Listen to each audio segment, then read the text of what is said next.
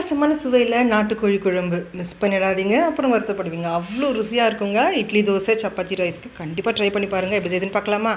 கடாயில் பட்டை, கிராம்பு, ஏலக்காய், வரமிளகா, சோம்பு, சீரகம், மிளகு, மல்லின்னு எல்லாத்தையும் சேர்த்துட்டு ஒரு 3 நிமிஷத்துக்கு மிதமான தீயில நல்லா வறுத்துட்டு ஆற வச்சு மிக்ஸி ஜாரில் சேர்த்துட்டு இது போல் ஃபைன் பவுடர் அரைச்சி தனியாக எடுத்து வச்சுக்கோங்க.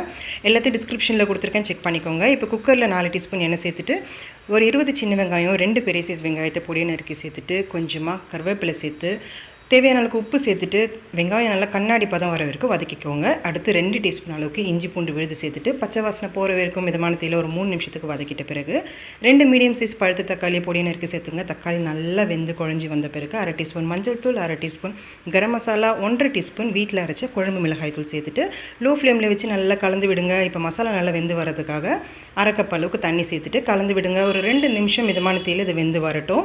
அடுத்து 1 கிலோ அளவுக்கு நாட்டுக்கோழியை சுத்தம் பண்ணி சேர்த்துக்கோங்க. இப்போ இது நல்லா மசாலா ஒட்டி வர வரைக்கும் கலந்து விட்டுட்டு 3 கப் அளவுக்கு தண்ணி சேர்த்துருக்கேங்க. உங்களுக்கு தேவையான கன்சிஸ்டன்சிக்கு நீங்கள் தண்ணி சேர்த்துட்டு கலந்து விட்டு இப்போது நம்ம அரைச்சி வச்சுருக்க மசாலா பொடியிலேருந்து 1 டேபிள் ஸ்பூன் அளவுக்கு மட்டும் சேர்த்துட்டு கலந்து விட்டுக்கோங்க. இப்போ குக்கர் மூடி வச்சுருங்க. 5 விசில் வரட்டும். நல்ல நாட்டுக்கோழி வெந்து வந்துடும். இப்போ ஸ்டீம் இறங்கின பிறகு பாருங்கள், சிக்கன் நல்லா வெந்து வந்திருக்கும். இப்போ ஸ்டவ் ஆன் பண்ணிவிட்டு இது நல்லா கலந்து விடுங்க.